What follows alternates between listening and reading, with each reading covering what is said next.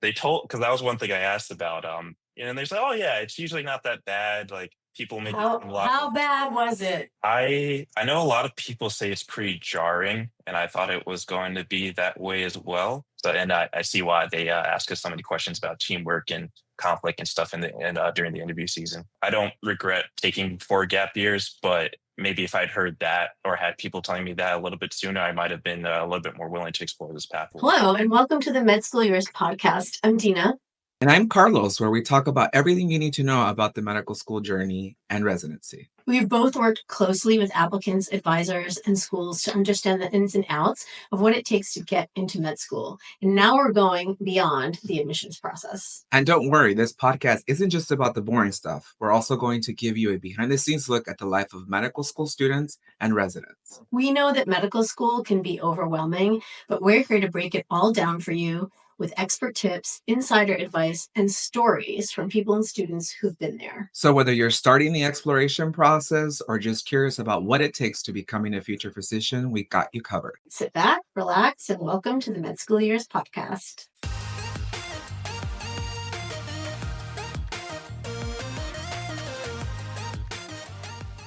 Hello, and welcome to the Med School Years podcast. I'm Dina, along with my colleague Carlos. Hello. And today we are super excited. We will be interviewing Devere, who is entering M2 at the Jacobs School of Medicine at the University of Buffalo. So welcome, Devere. Hey, thanks for having me on. Glad to be here. Yeah, we're so glad that you're here as well. The first question I'd love to ask you is, you mentioned to us that this wasn't always the path that you saw coming. You worked in biotech for a few years, and medicine wasn't always at the forefront of how you thought you'd spend your career. So how did this all come to happen? How did you decide to go to medical school? And at what point was there like an aha moment for you? Yeah, when I first went to college, my plan was just to study what I enjoyed, which was the sciences, and then I'll figure out the career aspect after. Probably not the best idea looking back. So I knew medicine was always an option for me, but not having anyone in my family or near to me pursue that career, I never really considered it like seriously.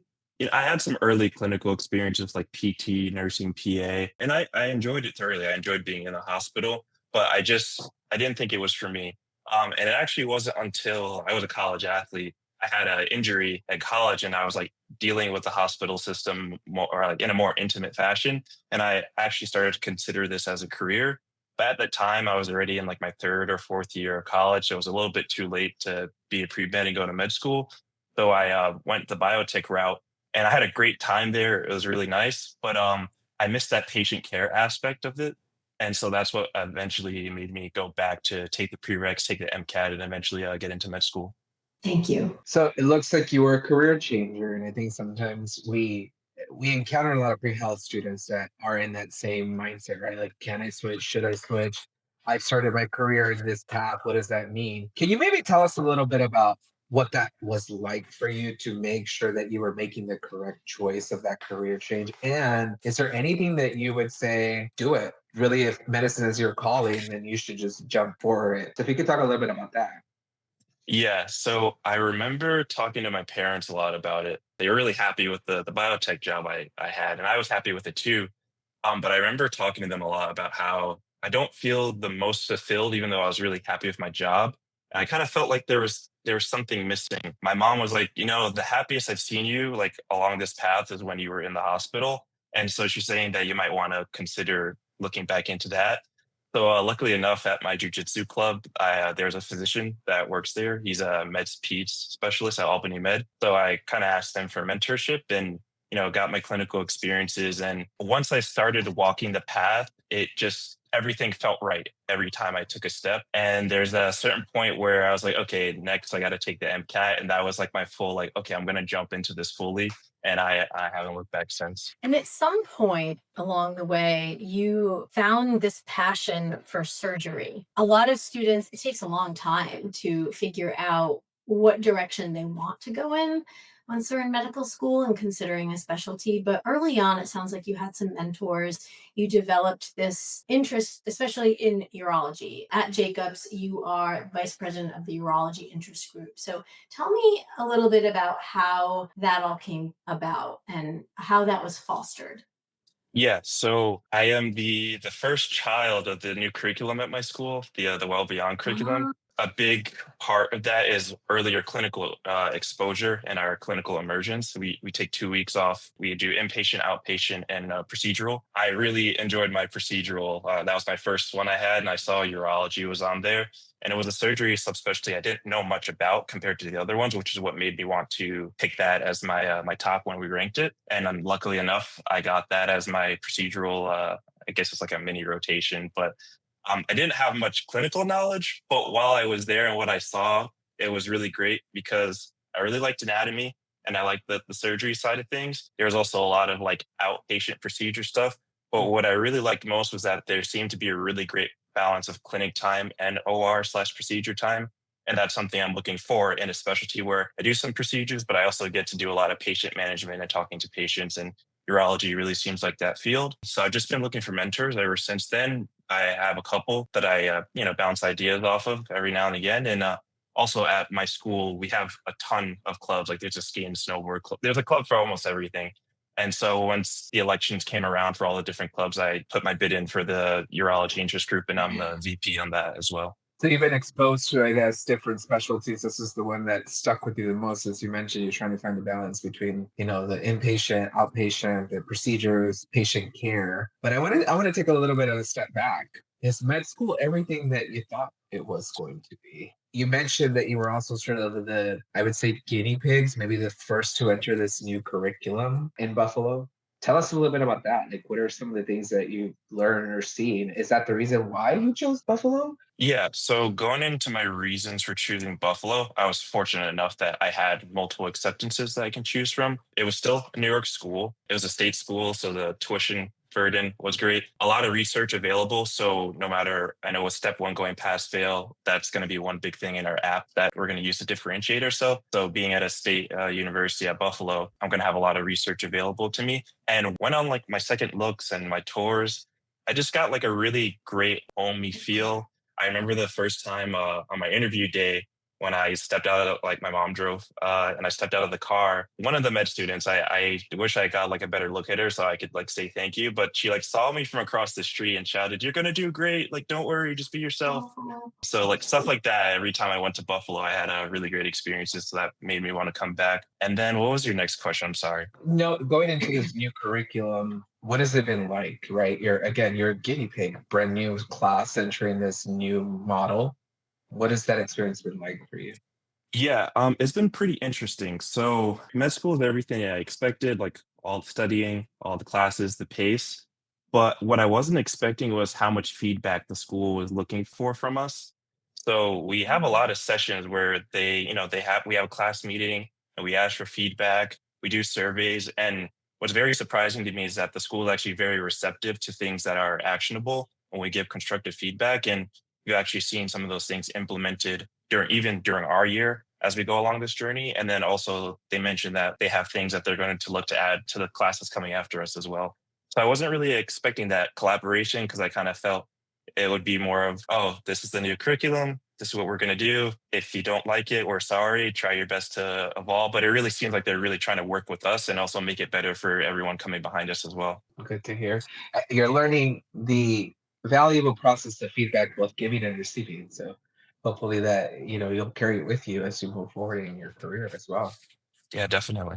I want to continue that conversation a little bit about the collaboration because I think it's inspired you to become involved, right? It looks like you're part of the curriculum committee, the AI committee. Talk to me a little bit about how easy it was for you to become part of the conversation at Jacobs. Yeah, I think with my class, it's even easier since they're actively looking for people to contribute. Another thing too was I just do the best job to be the best representation of myself every time I interact with people. And I think that reflects pretty well because, when I go for the election for class rep or any of these committees, like a lot of people are willing to go and bat for me. It's not too hard. I actually really enjoy it. And I enjoy being a voice for my classmates as well. I know it seems like it's a lot, but I don't know. It's like, I guess when you enjoy something, it doesn't seem like work. So I actually don't mind going to all the meetings and making sure our voices are heard. Curriculum committee, AI committee. Tell us a little bit about that. Like, what is the work that you're doing? Yeah, so with the curriculum committee, especially since we have the brand new curriculum, a big focus is on looking at what works and what doesn't work so well, because there are certain requirements that the school has to fit. And this is like, there's other students on the curriculum committee as well. We come in and we kind of give our 2 cents, say like what worked well with the curriculum, what didn't work so well, how we can modify things. There's certain hours that we have to meet for like collaborative work and all this different stuff, and we're just there because we're the ones going through it. A lot of the times the faculty, they mentioned it, we have all these great ideas that we want to implement, but sometimes since we're not going through it with you, we have oversights. So we're kind of there to provide those insights and kind of help shape the new curriculum. And with the AI committee thing, it's actually something brand new. I'd imagine, well, AI is getting a lot more popular now, but the main goal from what I see is that we're trying to develop a rule set for, using AI in our classwork, like going forward, because it seems that it's going to be a really big part in, I guess, all aspects of like every career. And we just want to make sure that we're using it ethically and responsibly. I mean, it's good you guys are thinking. We get asked all the time, right? Even in the work that we do as advising students, like, where does AI fit on this? What are the limitations? And I think it's great that you are all taking that step forward to say it's not something we should run away from. There is no running away from it. Let's figure out some rules, policies, so that we can use it, right, as students, as future physicians, as professionals, to the best of our ability, without, to your point, pushing beyond the boundaries of ethics. So I'm excited. That's exciting. I want to be a part of those. I know, I do too. Yeah, it's a lot of fun sometimes. I want to reverse a little bit and go back to you being somewhat of an non-traditional applicant. You graduated college, the College of St. Rose, correct, in 2020, and you did not matriculate into medical school until 2024. So there's a gap there. You worked in biotech, but there was a gap in terms of classroom experience. And sometimes we talk to students a lot about that gap, how jumping into med school after having that many years off, it's like drinking water from a fire hose, right? The analogy that's always used. So did you find it difficult to jump back into the classroom, or did Jacobs make it easy for you in terms of resources and support from like M2s, M3s, M4s? What was that like to be back in the classroom again after 4 years? So leading up to matriculating into med school, I think what really helped me was that, I was still working full time, trying to get clinical experience, writing my essays, and then grabbing a couple of prereqs that I had missed going through undergrad. So although I left school in the classroom environment, I think balancing all of those things kind of helped me maintain and actually grow some skills that I had made to get into medical school. I think that really helped me out, especially with the MCAT. The MCAT, it was like I wake up at this time, do my studying at this time, and practice questions review. So I felt like I always had one foot in the door. So I never really fully left.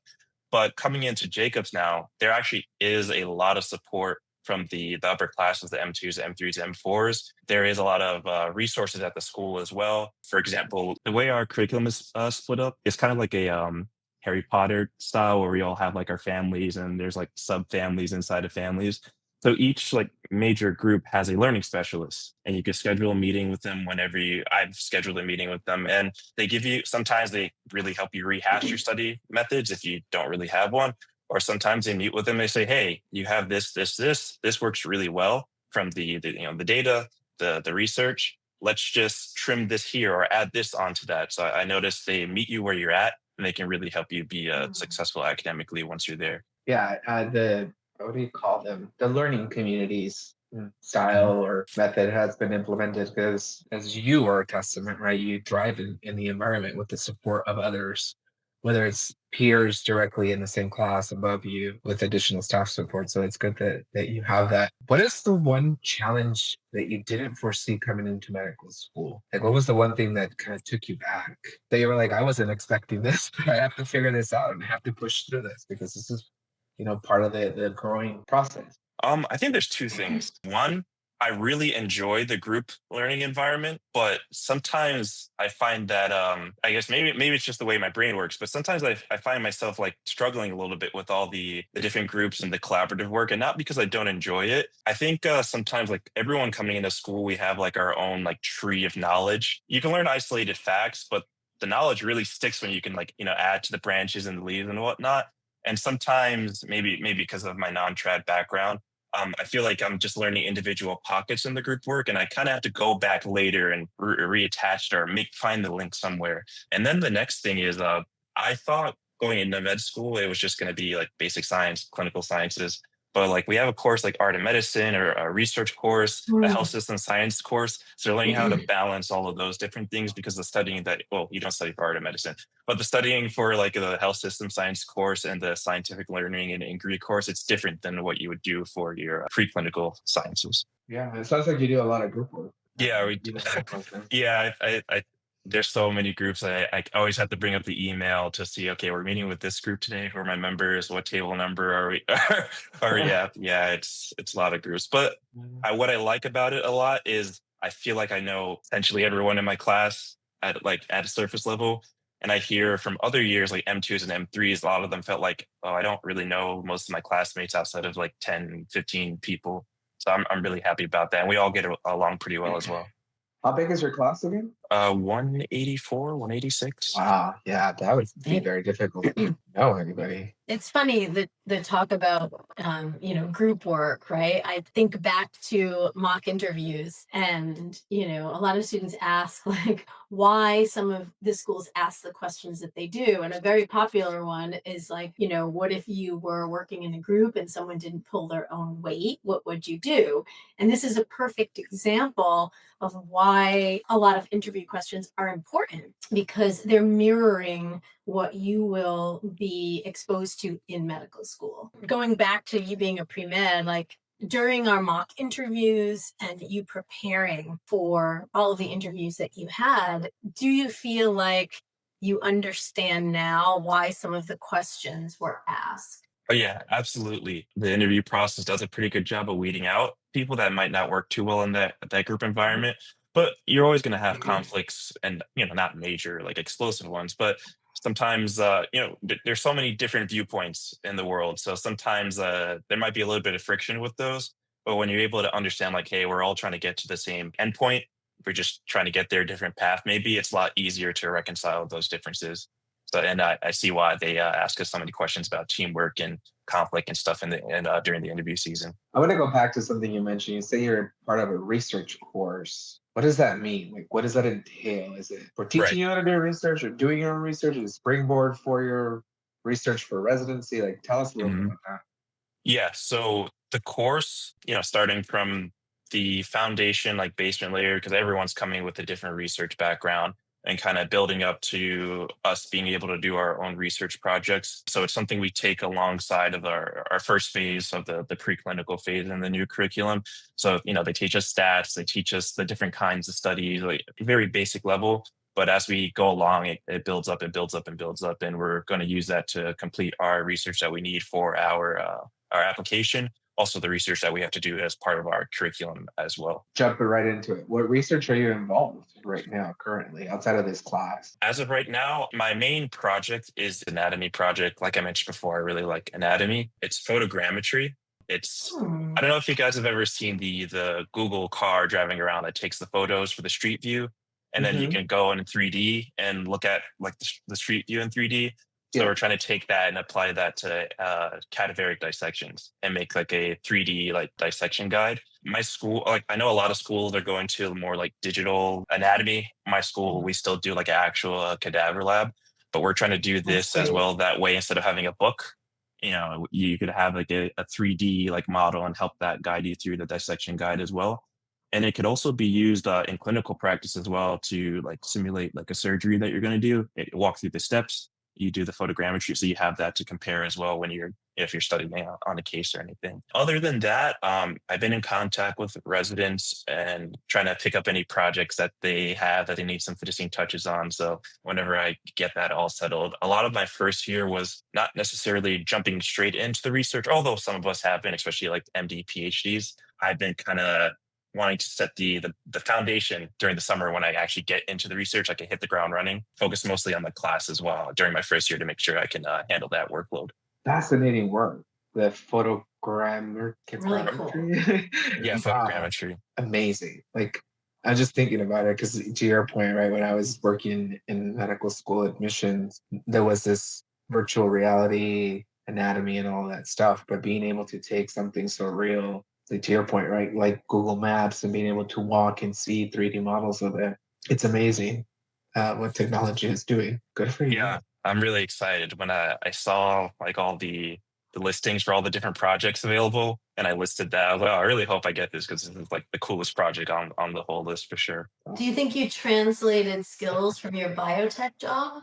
Um, I would say one skill that I transferred, it was a very procedural, like step, like stepwise thing that I think I kind of took that mindset and brought it to med school, or I guess in my life in general, when I'm approaching any challenge. Like even in my hobbies, I like try to break it down as to the smallest, like finite pieces as possible, and then add it all together later and just follow the sequential order. So I think I brought that in. Also, just working in another field and then coming back. I think there's just a little bit of maturity that anyone is going to take from that, Absolutely. and so applying that to med school as well. Yeah, I'm glad you mentioned that. I mean, we work with so many students who are, applying for direct entry, they're juniors in college. And I think sometimes there's so much pressure to enter med school right away after college. And it's so hard for them to understand that the pool is so vast and it's full of maturity, it's full of non traditional applicants and people who've had careers before jumping to med school. And I think that there's a lot of value to that in a med school class. You mentioned anatomy several times and how you have a passion for it. What was it like for you to first step into a cadaver lab? Um, I know a lot of people say it's pretty jarring, and I thought it was going to be that way as well. But it actually wasn't too bad because we're in another group for that. They cooked with the groups for the most part. Because I feel like every group I get to, I'm like, oh, this is a great group. Like maybe I don't know if they're looking at our apps or whatever when like pairing us together. But having those people around and made the experience a lot better. And as well, the faculty there, they're also aware that some students have a lot of anatomy experience coming into med school, some might Yeah. not have as much. So they're really there for you to help you like walk you through the process as well. Because there's people donating, there's a big emphasis on the humanity aspect of that as well. So we do like a little paper to like say thanks or whatever. And they do a little speech to remind you that like, hey, this is a privilege we chose you guys. And we're happy that our family member is able to help like learn with you, and you are able to take that knowledge. And then who knows how many people you'll help throughout your lifetime as a physician. So all those things in conjunction like really helps makes the experience a lot more palatable at first. Yeah. There's something sacred about it. I remember when I worked at the Albert Med School at Brown, and our students, the same thing. They really eased them into it. They had to read a book first and Mhm. only exposed to limbs first. And they held a really beautiful ceremony. And I remember the first time it was my first time in a cadaver lab, and it was just a very sacred space. Yeah. So almost a privilege in a way, hmm right? My cadaver lab is super cool. It's on like the seventh floor of our building. Like you can see like the Niagara Falls sometimes. Like it's really well lit. I feel like the average like cadaver That lab is is like in the cool. basement and dingy, but it's really well lit. There's like screens everywhere, like really great view. So I think that as well like helps the time while you're in the anatomy lab. We talked a lot about your involvement, right? What you're in medical school to do, to be a medical student and all that stuff. But talk about a little bit of how are you involved in the community around the medical school? I'm sure out of the 180, not everybody is from the area. How do you say, I'm here, I'm now part of your community, right? I am the community part of it. And what are you doing outside of med school to sort of just give back? I volunteer at this local community cafe called Big Table. It's part of the service is part of our curriculum. So we go there every other week, and it's a contribute what you can type of establishment, whether that's a chore, financial, or donating an item. And I didn't think my medical career would take me into that, like going into it, but I'm actually really happy with it because it's a nice change of pace. I also get to work with the Buffalo community as well. That's one really big thing about the Jacob School of Medicine is like they're really trying to craft physicians that are going to make the Western New York community a better place. So you get to see, like, you get to the level of the disparities that you're going to be facing in the community. When you get down to the level and you get next to people, it allows you to address that in a better way rather than just sending funds to an area. Like you get to see where the actual issues are. And I had like a couple really cool experiences because I live near the school, so I walk to school most days. I'll bump into some of the patrons and they're like, "Oh, you're the med student, right? Like, oh, like you're doing great. Like, thank you so much for Mm. volunteering. It's great seeing you." So doing that, it's really nice, like knowing that you're really giving back to the community. One of the clubs that I'm involved in, Black Men in White Coats. We also do a lot of community events as well.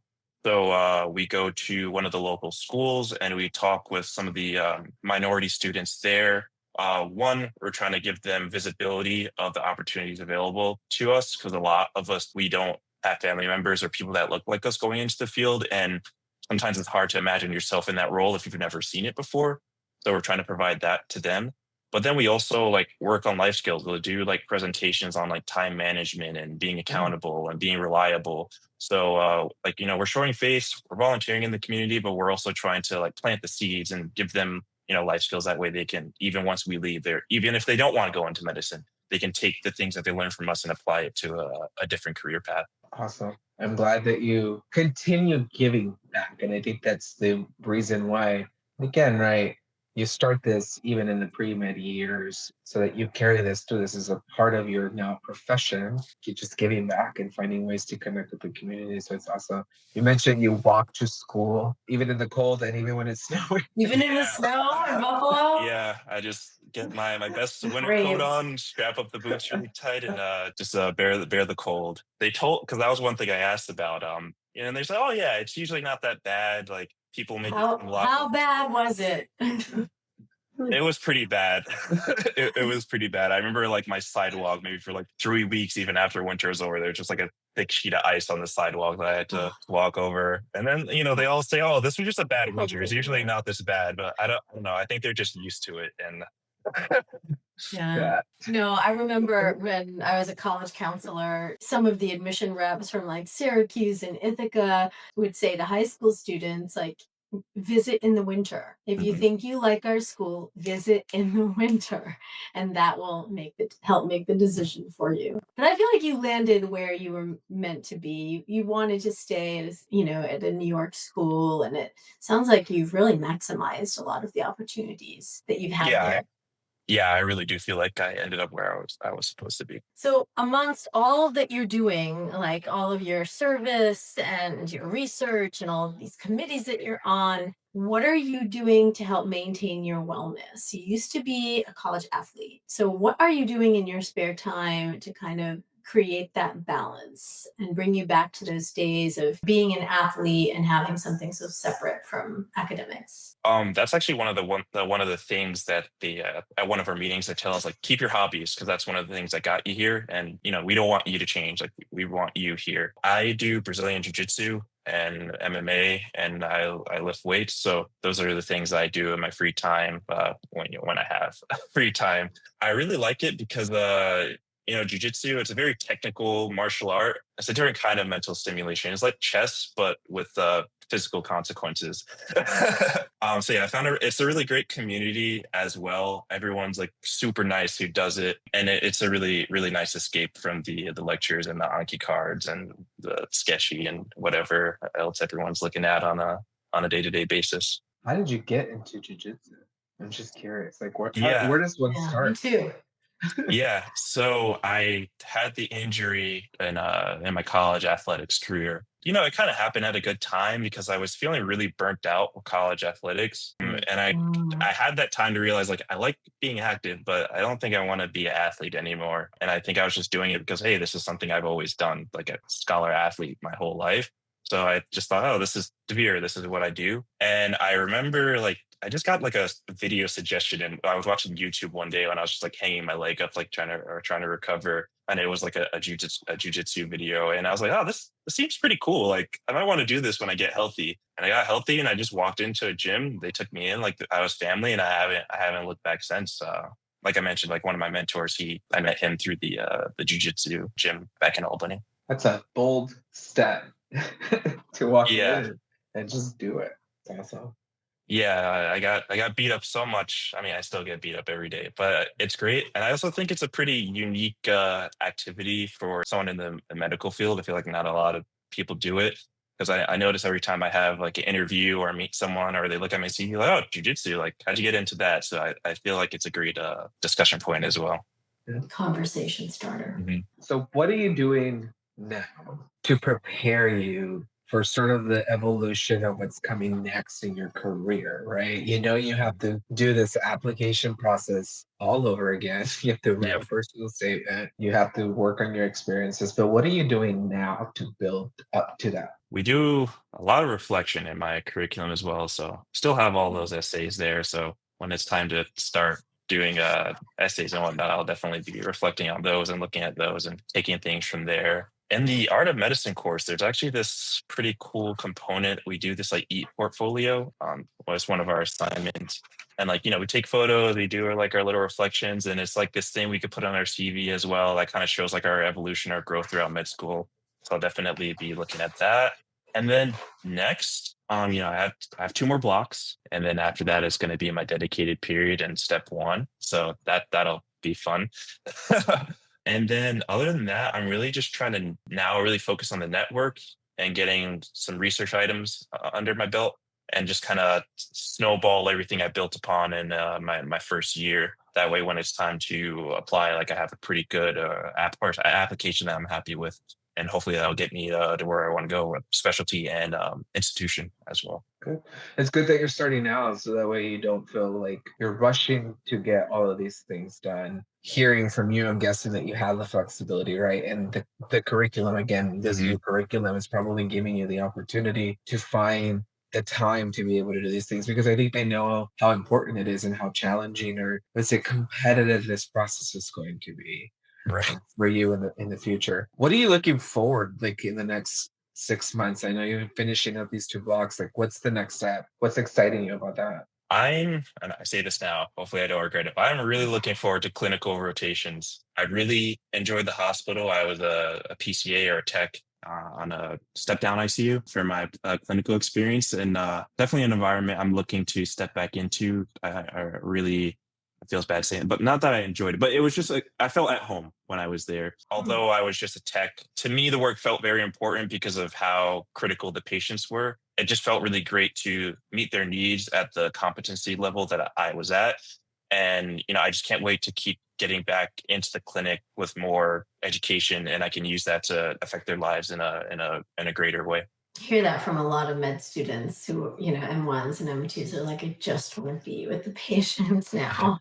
They're so tired being in the classroom. And unfortunately, the classroom doesn't end, right? I think you'll come back No. for probably the Yeah. subjects, even in the clinical environment. Once you transition, you'll probably feel like you're at least making progress. You're probably feeling like I'm still in the classroom. I feel like I'm not progressing, but definitely making progress. As we wrap up our time here with you, I like to end a little bit on a positive, maybe forward thinking, forward looking note. And I always ask medical students, like, what is that one piece of advice, tidbit of information that you could give a pre-health student or a current medical student that's probably about to begin this journey, you would like to share with them so that maybe they could use it as they navigate the complexities, right, of medicine? I think what it would be, I think I needed someone to tell me this, and I didn't get that for a while, was don't be afraid to bet on yourself.